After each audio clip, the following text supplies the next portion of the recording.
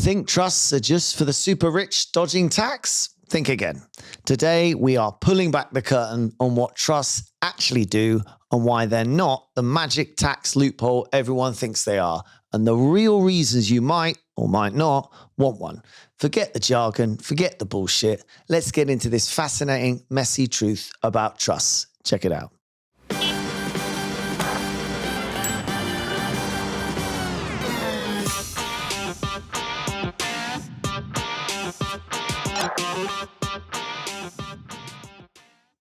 Hello and welcome to Tax Without Bullshit. I am joined by my esteemed colleagues, FlorentinLee and Jeremy Coker, both long-time experienced tax advisors. Now, today we're going to talk about trusts, a word that excites much excitement from people at times. And I think there's a sort of general feeling from a lot of people that trusts are the way that rich people hide all their money and don't pay tax. And it's often a question I get from people who aren't so rich saying, should I be using a trust? How do I use a trust? And I think, there is this sort of slight focus on tax, as it were, and that this is a way to sort of get out of tax. Now, trusts without a doubt have impacts on tax, and there are ways to use trust, but I think there is probably quite a big misunderstanding publicly that certainly if you live in this country and this is where you spend most of your time, that really since the rules changed in 2006, they aren't a huge tax attractive planning measure. I mean, I don't know whether Emma or Jeremy, you want to comment on that, like as in trusts without a doubt have uses, and we're going to go into a little bit of the ways you can use them. But Jeremy did some internal training yesterday, and I thought what he said was very apt. He started his training by saying, if your aim is to reduce tax or tax avoidance, as it's unfairly perhaps called, and you want to use a trust for that purposes, you're at the wrong end of the stick, was sort of what you were saying. You're at the wrong end of the purpose. Yes. What would you say? Yes, like you said, trusts do have their tax advantages, but the bottom line really is trusts are there for a purpose. They're there for protection of assets. They're there for keeping assets in place so that they go to the right place. There are many reasons that you'd like to use a trust, but if tax planning is the desire, then it's wrong. What I tend to say is if you talk about a trust as my trust, then you've started wrong, as in there can be a trust because you want to protect something, you want to protect assets, you want things to go to the right place, you want to look into the future. The operative word being my trust in that sentence. Yes, it's not. It's not my. And let's explain a little bit what a trust is. I mean, interestingly, I looked up the history of trust. They were mainly invented in Britain. When they did the Crusades many years ago, the rich landowners effectively went on these crusades, the knights, and they left their number one in charge, Bob or wherever he was called, look after everything, run everything, would you? Run the estate. This is, world of feudalism. And when they came back, they said, right, brilliant, Crusade's over, can I have it all back? And amusingly, Bob said, well, no, it's been actually rather wonderful. I've been earning lots of money and I'm going to keep it. So they then, and I may get this slightly wrong because it was months ago since I read it, but they then basically went to the king and said, you can't do this, And so out of all of this conversation, they ended up inventing legally this concept of trust, that you could put someone else in trust of your assets, and it wasn't necessarily them. So what is a trust? It has someone who settles it. It has someone who looks after it. It has someone who benefits from it. But maybe you elaborate. Yeah. Well, very kind of broadly, you have a trust where your legal and beneficial ownership is different, vested in different people. That is it, ultimately. That's as complicated as it is. There are many different types of trust, and of course it does get more complex than that. But anyway, you've got a situation where your legal ownership and the person who's beneficially entitled to that asset are two different people. You have a trust in some form or other. Then looking at it a bit further in terms of kind of trust that you are setting up for the benefit of other people, you have three classes of people involved with the trust. You've got the settlor, that is the person who puts the bulk of the assets into the trust. So examples always help. So let's say you had a car and you wanted to pass this asset to someone. I could be a settlor and put my car into trust. Yeah. If you've put the asset in, you are a settlor of that trust. And a trust can have many settlors. I think there's sometimes a misconception it's the person who wrote that trust deed almost effectively and signed it off in the first place. But anyone adding value to a trust is a settlor of the trust. Also important to understand, because this is not something you'll find on Companies House. As in, it's not something you go and register. I mean, technically there is. Now there is. Technically there is. But it's a contract. It's basically an agreement. Yeah, but it doesn't even have to have an agreement. Does it not? You can still have trusts. I think the rule is, and the lawyers I'm sure will tell me otherwise, but I think as long as if the trust holds land, it's got to be written on deed. But otherwise, it doesn't even need a trust deed. Obviously, you would be well advised to make sure you have one.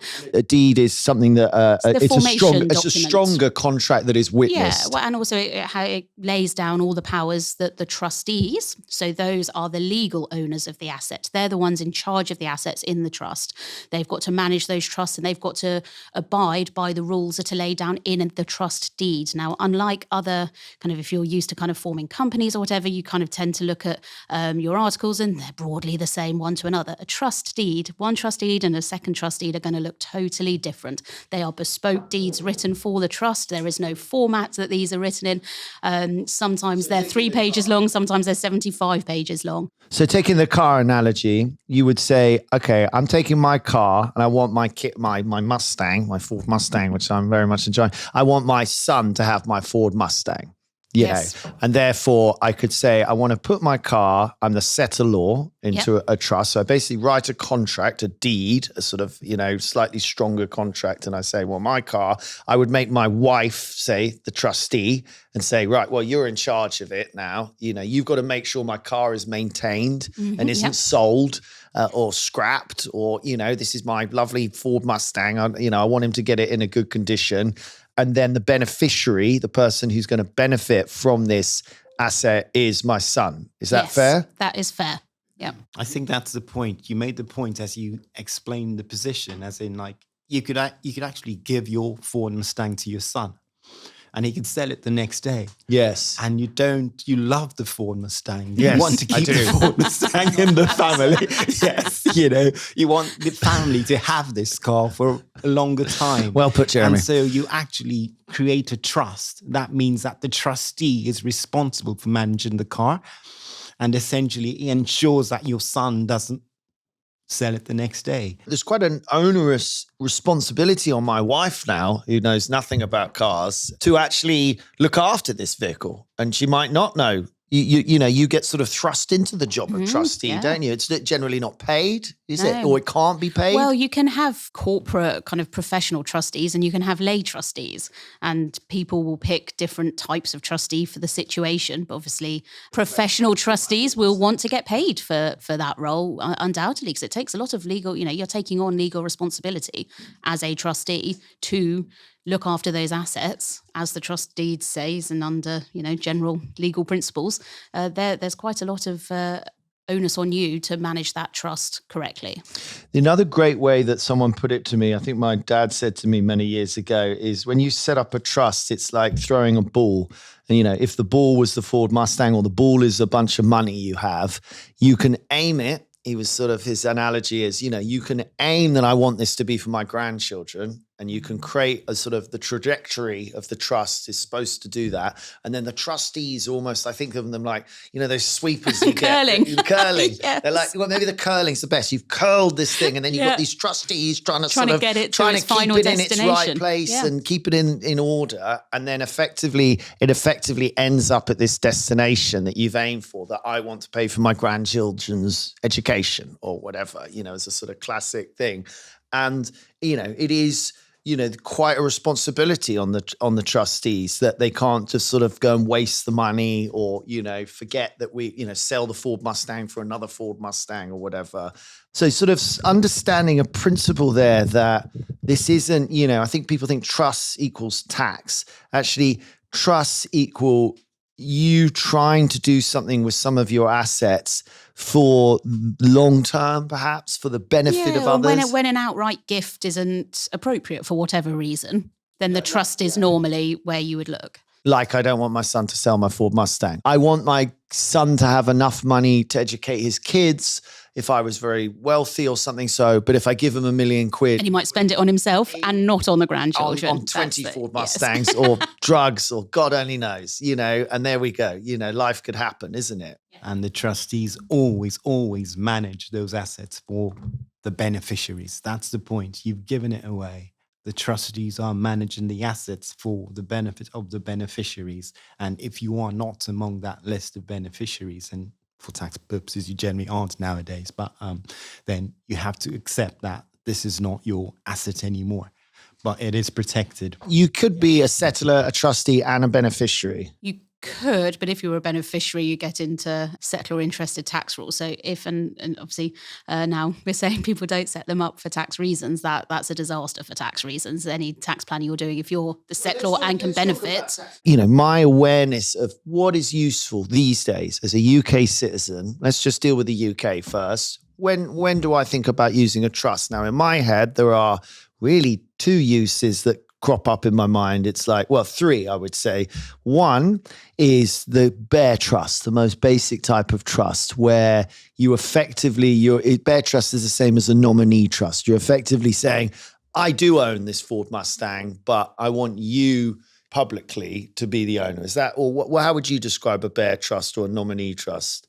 I think just as you've described it, and it used to be to hide the real beneficial owner, because the legal owner would be the person to the outside public that looks like they own these shares, but the beneficial owner is someone different. And someone may say, oh, they're trying to avoid tax. But actually, maybe they are. No, if you've got a bare trust, it's irrelevant broadly for tax.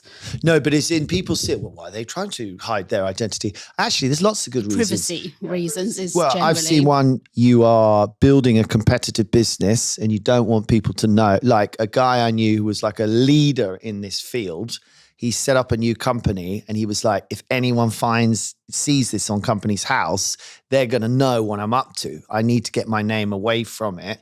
A competitive disadvantage. That's still a very legitimate way of doing things. We touched on it a bit before about the trust register, and that is now something that is in place. So if you have a trust, even a bare trust in that situation, will likely need registering with HMRC. So HMRC will be aware of the real ownership of those shares. Now, at the moment, that trust register is not publicly available. There was some chat that it would be made publicly available. I haven't heard anything about it recently, so that's very much on the back burner. It could happen, but it's not currently there. So that would still work. And HMRC obviously wanted to know this because it would rather get upset that it would think one person owns it and someone would pull a piece of paper out of a drawer and say, well, no, they don't. Well, because if that was an income producing asset, the income would be the beneficial owners. So they would report. So if there were dividends paid on that share, the beneficial owner reports the dividends. Let's just do that slowly. So I own shares in BP. And if I held them on your behalf. Yeah, I give them to my friend, my wife, and I say, you're going to be the publicly listed owner of these shares. Then those shares receive £1 million in dividends. I'm just making up silly numbers. As far as HMRC knows, we've got to tax that person. Yes, but then you put the dividends on your tax return and that causes confusion and inquiries. So, yes. So you've got a bare trust. Now, we could give you various examples, but it does come up in life. And I would add, due to the Persons of Significant Control register on Company's House, the UK has some of the most transparent legislation in the world. It is incredibly aggressive aggressive is the wrong word. It is the principles of our system rely on quite a lot of transparency. It's always...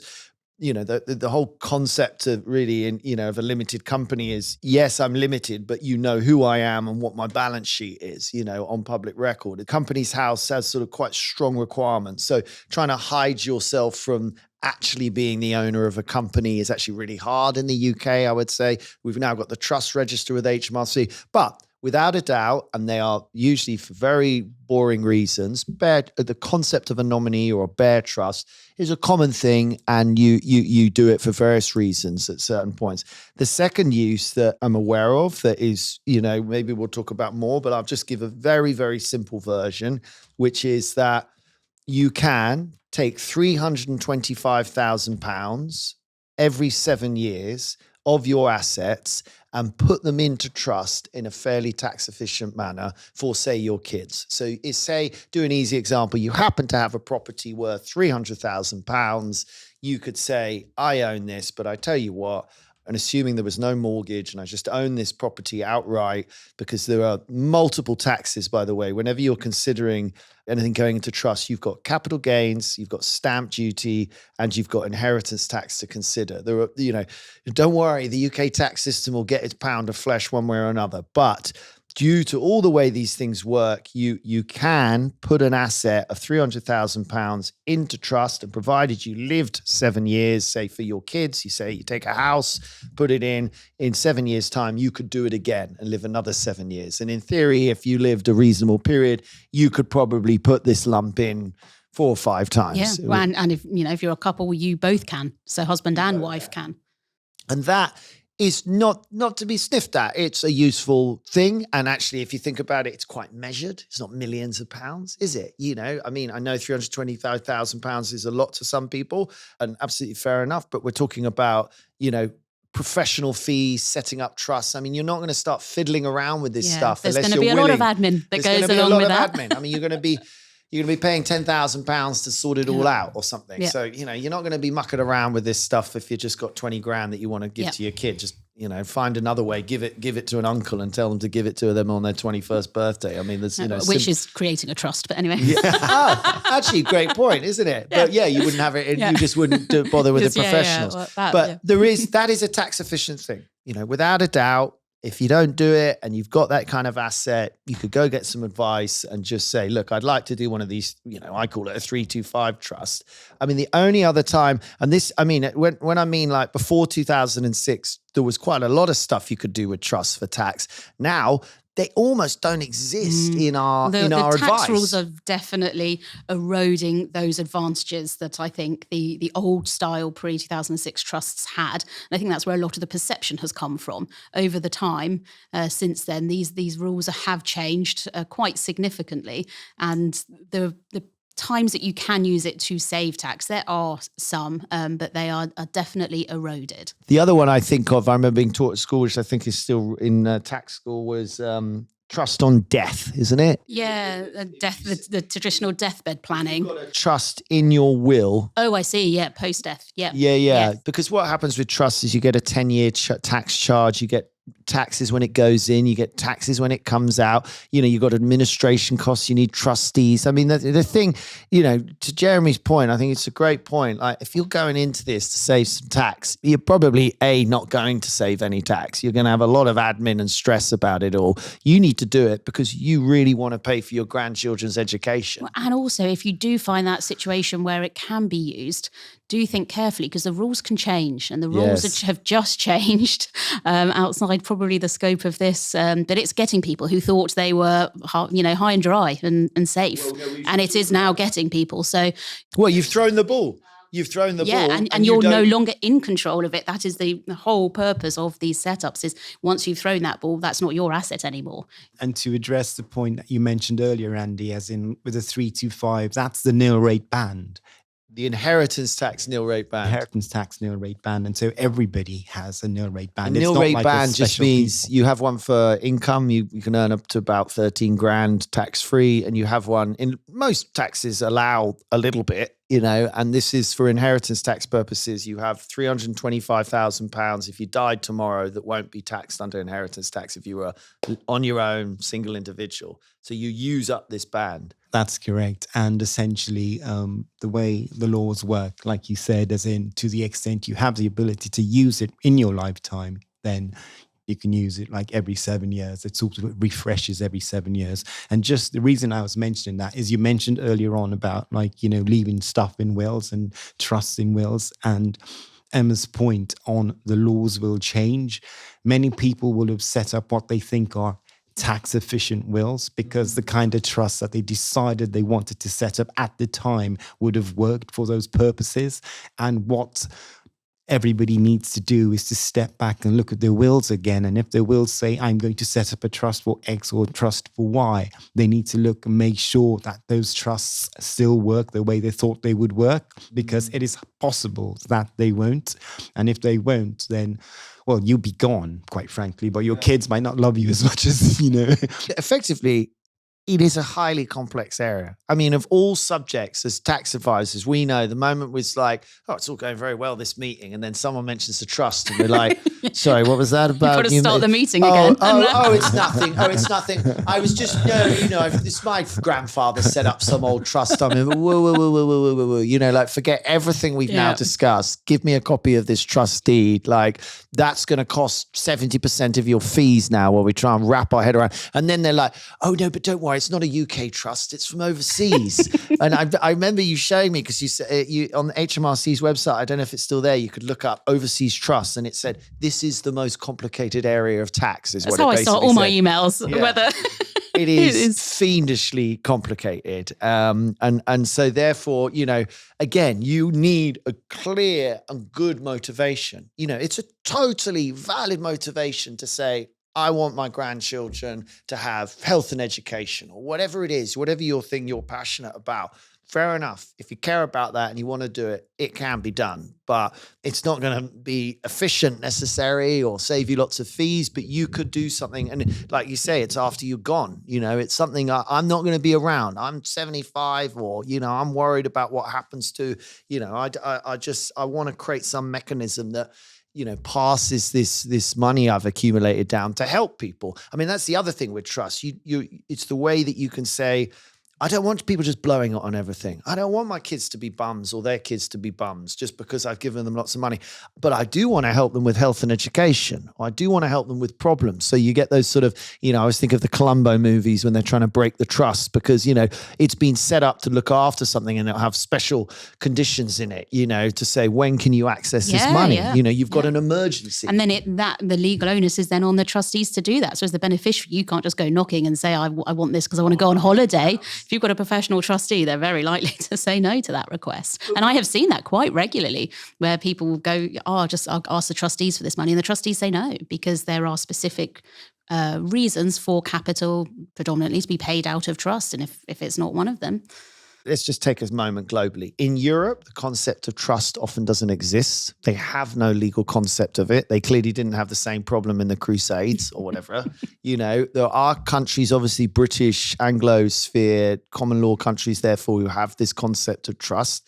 But, for a starter, when you go globally, they may not even have a concept for it, or they may have completely different types of trusts. Our Australian friends, use this family trust thing is, absolutely standard in Australia. But in the UK, we tend to think about them as really a discretionary trust and an interest in possession. I mean, and broadly, those are your two options. They are now, yeah. Those are your two, yeah. And then, how would you describe one or the other? What would be a good way of just without getting? Honestly, I think the right thing to think about is if you want to do something, go and talk to a professional advisor about. I would like this asset to be for the benefit of this thing over here.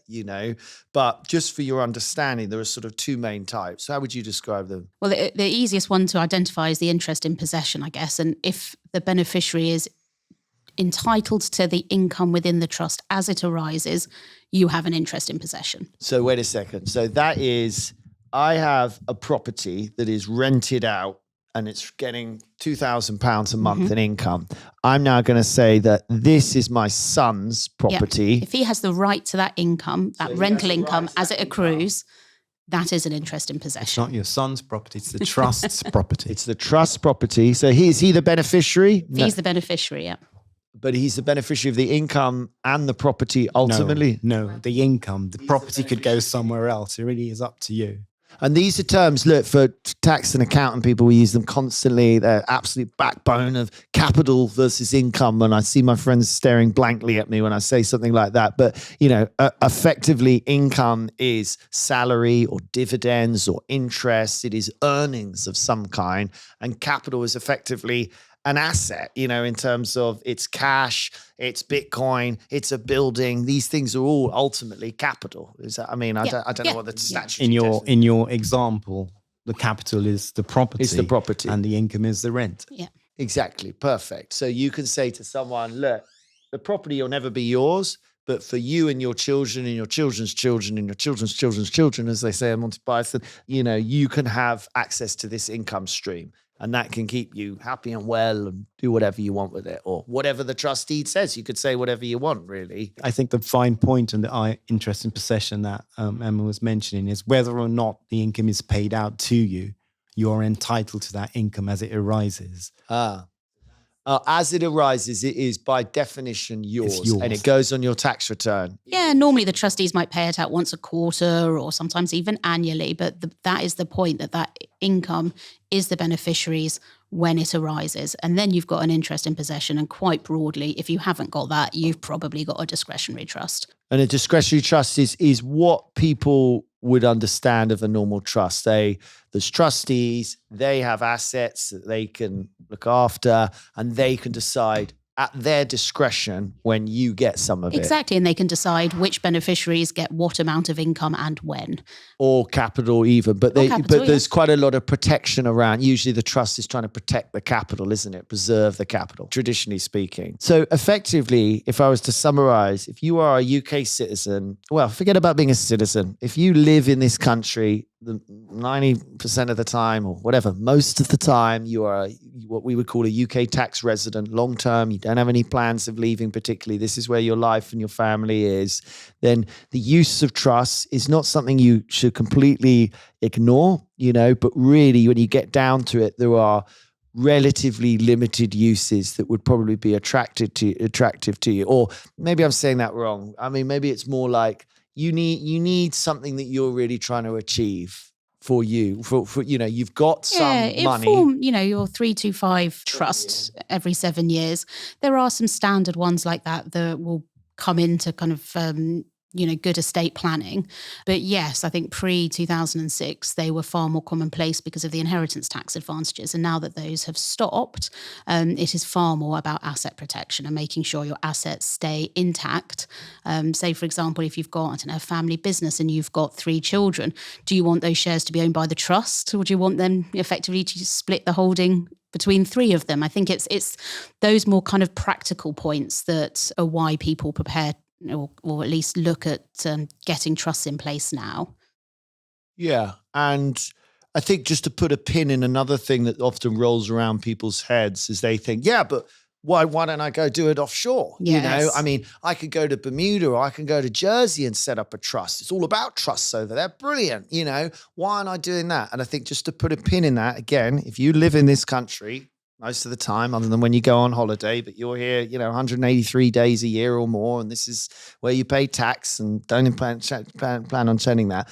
There are a lot of laws to, there's movement of assets abroad, there's control foreign companies. You cannot take a lump of money from the UK and stick it in Jersey in a trust and get it out of tax. Life is not at all that simple. If you walk through the door today and said, I've got 10 million pounds, I want to get it out of the UK. I don't want to pay any tax on it. I want to have some offshore efficient thing. I mean, we would just be like, well, are you going to leave this country? No, I'm not going to leave this country. Well, kind of forget about it. I think it would be my rough conclusion. And I think the confusion with many comes with if you had someone previously who wasn't domiciled, so the UK wasn't their long-term home, before they came to the UK, or indeed once they were in the UK, before they become what we call deemed domiciled. When they were foreigners, before they entered the UK. Before they'd been here long enough to be considered, part of the UK long-term tax system, then they could put foreign assets into a trust and protect them.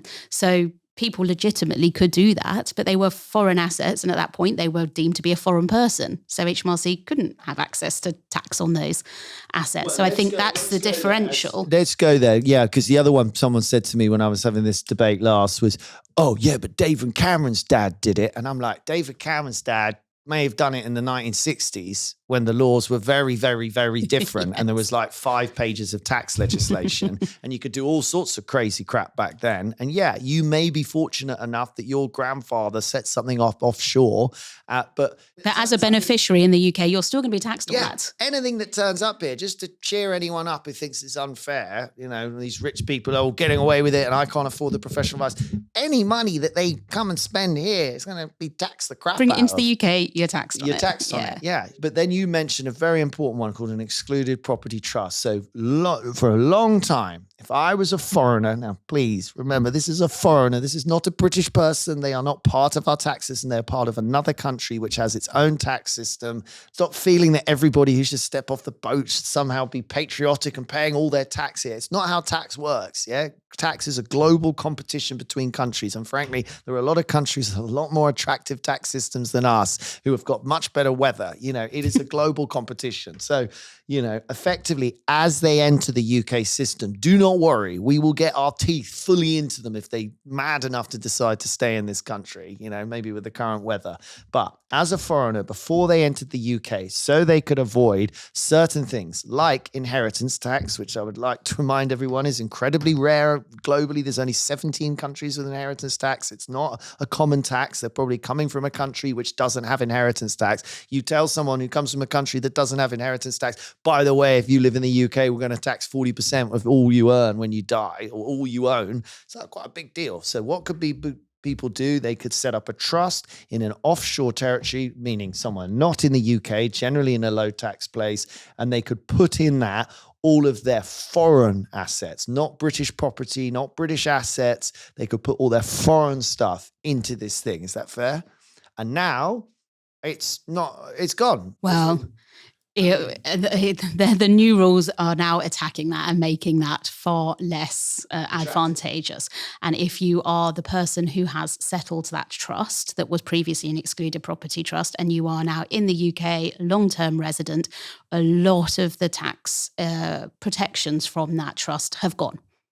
They're gone because you're now UK, you're long term. So why, they're not getting the benefits, just like any other UK person wouldn't have access to those benefits. So, and there's a lot of paper on this table right now because Jeremy and Emma are effectively are probably worried I'm going to ask them some really difficult questions because these rules are new. Every trust is different. Working out which of these trusts are now affected is incredibly complicated. Well, I think one of the things we haven't touched on up until now as well is the tax treatment of interest in possession and discretionary trusts is totally different. Right. So when we're talking about trusts, you feel like as an advisor you're banging on what type of trust is it, and people aren't they don't understand the differences. Like it's a trust, but that to us as tax advisors makes a huge difference to how it is taxed, and they are almost two totally separate tax regimes. So looking at these new rules, you've got whether the trust is resident, whether the settlor is resident, whether the beneficiaries are resident. What type of trust is it? Is it a settlor interested trust? How long have you been in the UK? It is, and every single combination of those factors will give you a different answer. So there is absolutely no quick way to finding the answer to that. Yeah, because what we're talking about there, Emma, is these trusts by definition are foreign trusts. Yeah. So therefore, this is what's so difficult for tax advisors is that cross-border tax is not twice as complicated as 100 times as complicated because you have a set of law, a set of rules, you have semantics of language, how it's developed in a country. Then you have another country who's done their own thing for a couple of 100 years or 1,000 years, whatever's been going on. And then they've got this thing that they call a trust.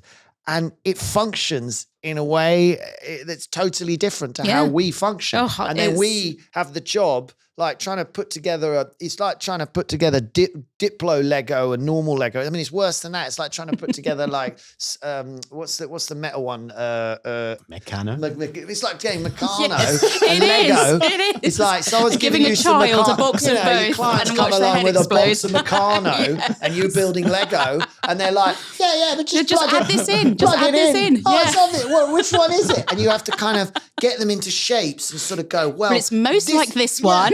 This one now looks a bit like my Lego car. So Yes. We're going to assume they're the it's a same. car. Yes, Yeah, that is 100% what it is. And these different jurisdictions have their own, just like we have interest in possession and discretionary trusts and bear trust and old style A&M trust. Those are really, that's our gamut of trusts. And we know what we're doing with those. And then someone comes along and says, oh, I've got a living trust from the US. And you're like, well, we don't have that. So you've got to look at it and go, under our rules, what is it closest to? Is it closest to this type of trust or is it closest to this type of trust? There's very little case law on any of this stuff. Plus they go, well, I need an answer. I've got to do my tax return or whatever. And you're like, because in the US, there is an answer because they know how they deal with those trusts. But you could say, great, we'll go to the top barrister in the UK and we're going to pay him £20,000 and see what they think. And you will get a report back that says, I think probably it's a car. Yes, because there is no certainty, because we don't have that type of trust as a construct in the UK. We're trying to fit that trust into that round trust. Plus, we've got into HMRC, our square holes. HMRC in the background, who will, I'm sorry, HMRC, lightly take whatever is the most negative position from your point of view and try and argue it. So, i.e., if you've decided it's a car and that would be a good outcome for you, they'll probably come along and say, I think it's a truck. And when it's a truck, Yes. that's not such a good outcome. And you say, well, I've got this report from, this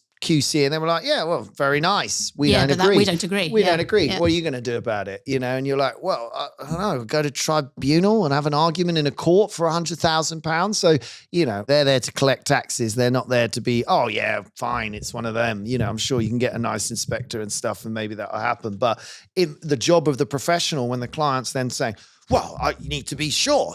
How do I be sure? It's like, you can't. You basically can't. You can't be with these. Just take a good guess and make sure you've taken that advice. If it's a lot of money, make sure you've gone and got the good barrister's opinion. Make sure you can put on the table a lot of stuff when HMRC come along and say, well, I asked Jeremy Coker and he's no idiot. And I went to a barrister and they weren't an idiot. And they both said, probably it's a car. So, Yeah, so we've treated it like a car. Yeah. And we've disclosed that we've treated it like a car, and that's the best you can do. Not to kick HMRC, and I wouldn't say that they are my best friends because we're always on the opposite side of the table. But at the end of the day, we're trying to just make sure the right amount of tax is paid. Yeah. And the rules have just developed because there has always been a criminal element that has tried to take advantage of the system.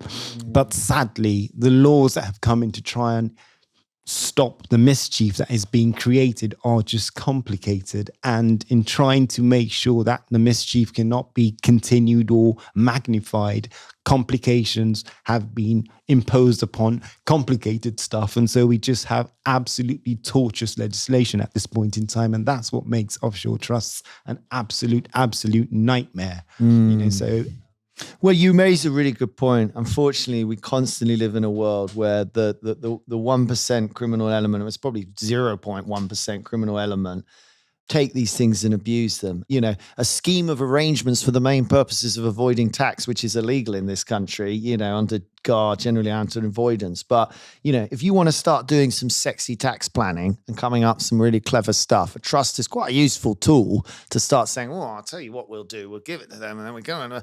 Anything you do like that is actually illegal if you're doing it to avoid tax. If you're doing it because that's the only way you can get the money to that grandchild in that country or something, fair enough. But if you're doing it to avoid tax, it's illegal. I mean, there's some people knocking around on TikTok that we were looking at, and I think you should be quite skeptical and quite cautious. Trusts are very complicated, so you're not supposed to really understand them. But you should, I think, at a base level, have an understand. If you see that it just sounds so I think a lot of times people just hear the word trust and already it's elevated that advice. I mean, people come to you and go, well, would a trust work? And it's a situation that trust would never, ever, ever work. But in their mind, that trust is that kind of silver bullet, or my tax will go away if I've put everything into a trust. And I think that perception, they're an unknown. And I'm not surprised they are, because there's no register like Companies House. The language is quite archaic. It's quite elitist. If you don't understand the language, you haven't got a clue. I mean, I read these trust deeds, and honestly, I could put a summary of what they say in a page, and they're 30 pages long. Wow. And the language used is very flowery. And it's just a real barrier to entry and understanding, I think, a lot of the time. And you've got all these different tax regimes. So you're thinking you're looking at a trust, and one trust is taxed like this, and then a different trust is taxed like that. And there'll be very good reasons why it's different. But all of those create a real barrier to entry. And I think they're very cloud-like. They're hard to pin down sometimes. And I think all of that creates this illusion that they're like a magic box, and what's going on behind, what's going on in that trustee that allows me to. You can save a lot of tax though, and comes up with a complicated scheme, and it's not the 325 trust, which by the way is pretty simple. Yeah. Single. Yeah. It's like, I'm going to give that amount of money to my son. Great. To the trust. Sorry. Thank you, Jeremy. But I think the other one we were talking about the other day, which happens is because I had a guy ring me about this just the other day and ask, no, if you're struggling with private school fees, you can't take your money and stick it into trust for your kids to pay their school fees. That doesn't work. But if you're a grandparent, you can. So if you're a grandparent and you can't can't take money and sort of give it to your grandparents to give back. Again, scheme of arrangements for the main purpose of avoiding tax. But if your grandparent is wealthy and wishes to pay for their grandchildren's education, then yes, you could set up a trust to do that. And that is a legitimate use and an understandable use. And it's, people think, well, what's the difference? Well, it's my son. Why can my grandparent do it? It's like, look, tax works on a kind of level of where the lines are. What behavior do we think is not okay, and what behavior, because there's a bit of distance between you and your grandchildren. I think it's sort of the attitude. Well, I think those examples you've shown actually can be set up really pretty simply. They're not complicated. And a lot of times when people come, they say, I've had this advice, and it's, you've got this trust, you've got this company, you've got this LLP, and you've got this massive structure, money's going here, money's going there. And you're just thinking that's contrived. And once you get into that territory, I think it's I think dangerous. the one line is, please don't take your tax advice from social media. Yes, please. Come to Jeremy. Plus, if they're trying to be too clever, I use the phrase, don't be stupid with tax, but don't be too clever. It's like there's a middle ground. And we do it as advisors all the time. The ways you use trusts, if you're going to use them, they're tried and tested. They're understood by the revenue. They're something anyone could talk about publicly, explain to the revenue, explain to whoever, we are using it in the correct manner for the correct reasons. We have people wondering this, or sometimes, and they're professional organizations. I haven't seen this in a while, but you'll get someone who'll come in and pitch us something and say, oh, we've got this great thing, da, da, da, da, da. And you sit there and we all just look at each other and we're just like, we don't fully understand it, but actually that's the indication that we're like sitting there going, what is this? This is just some nonsense. And always ask yourself the purpose. If it's complicated, why is it complicated? If it is complicated to avoid tax, it's illegal. It's not allowed. You will not stand on two legs. However, if it's for commercial reasons, if there are real legitimate reasons why you really need to do this thing, well, okay, maybe let's think about it. Maybe let's say, but too complicated. I mean, the administration is going to be hard. Nobody's going to understand it anyway. I mean, these things always fall apart, don't they? Whether you had the film, what was the film one? I mean, that was LLPs and stuff. But anytime it's too good to be true. Yeah, it is. Yeah. I mean, and that, look, to reassure you, if you're a UK person, whether you're loaded or broke, everyone is paying a lot of tax, and there aren't any real crazy good tricks out there. There are some things you can do, like put money in your pension, invest in risky companies, put a bit of money into trust every 7 years. There's quite a small list of things that you could potentially do. Yes. Legitimately. Legitimately.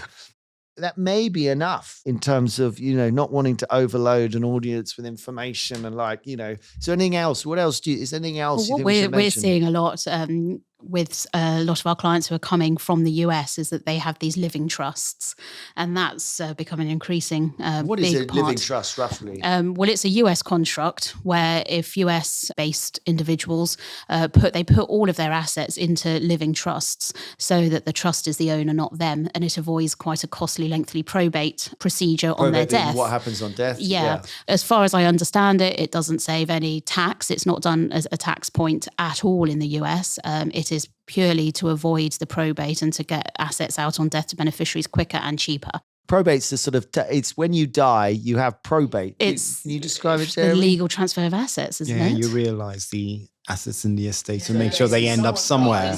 Someone dies, they have bank accounts, they have assets, and then there is based on what the will says, I guess, there's an executor who gets sort of appointed in charge of this estate. And then the assets are collected and distributed, your inheritance tax paid. Right. But it avoids that process in the US, and assets can get distributed to beneficiaries much quicker. Right. And I've been told recently the probate records are all public in the US, so avoiding probate, there's a privacy point as well. So, and it's very commonplace. It's almost as commonplace as you or I having a will in the UK. It is absolutely bog standard estate planning in the US, but it is done for the purposes of US rules and with just the US in mind. And these people that have set up these trusts then come to the UK, and there are sometimes some pretty severe consequences of having that trust there. So we're seeing that a lot because in their mind, it almost doesn't exist. They set it up, they forget about it, and then they come to the UK and actually what they have is an overseas trust.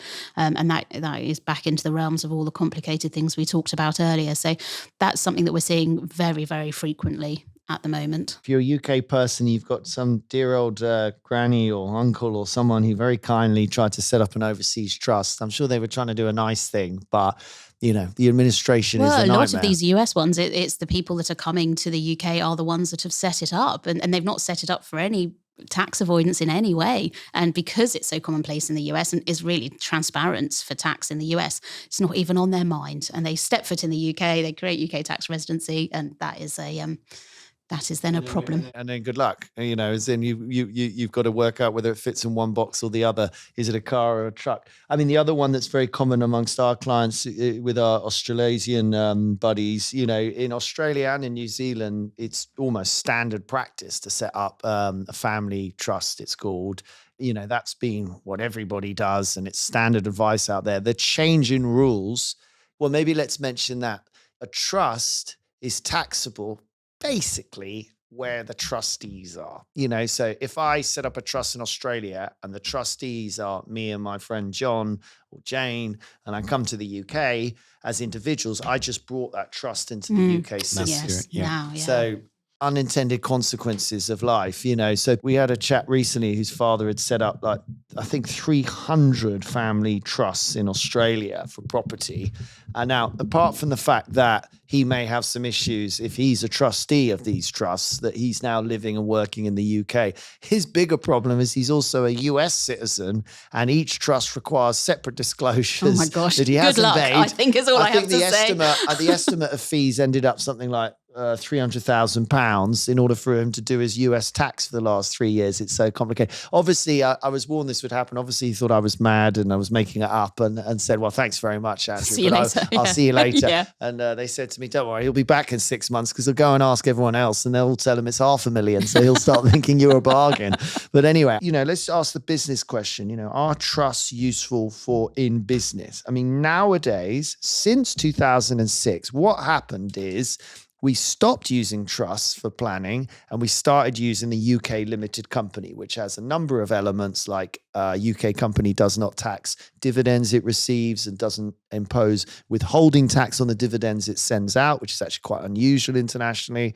It also can sell a subsidiary. It can sell a company it owns more than 10% of without paying tax. Again, relatively unusual. Sort of this is why UK companies are still in the top 10 list of good places to structure holding companies and compete with places like Singapore or Delaware Sea companies, which have similar rules. So nowadays, if you're dealing with a client, so if you have a business and you have a family and you're trying to work out how to plan, I think you need to be much more in the realm of saying, I should get a holding company, a family investment company, they're sometimes called, or FIC or PIC, personal investment company. Don't let the names confuse you. They're just limited companies that you have the shareholder as you, your wife, and your kids, maybe. I mean, to that point, any money your kids get will be taxable on you, by the way, in most cases until they're over 18. But you can effectively set up an entity that your family own. It's a limited company, and then try and own other businesses you have. I mean, that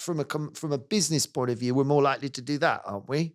I mean, yes, the family investment company has more or less always been there, but it's come into its own recently, especially with the changes to the trust rules. But there is still scope for trusts to own shares in the family investment company as well. So the right kind of trust could own shares in the right kind of shares. What would be the advantage of that, do you think? Well, if the company pays out dividends, the same things we were talking about before, as in grandfather wants to pay the school fees for the children, dividend income could go into a trust for the benefit of the children, and essentially it would only come out to pay their school fees, that kind of stuff. So essentially a trust out there is just a receptacle that says, okay, I'm going to hold this money, because otherwise the position would be he'd give those shares to his son. Yes. And he wouldn't get any holder or any capital gains tax. So again, just allowing you to stream income to someone else in the future.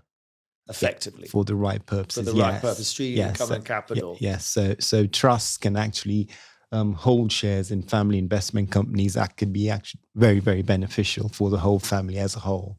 The trouble also with all these planning things is by the time you've got enough money to want to do the planning, you're at a place where the thing's probably valuable and the tax consequences are probably bad.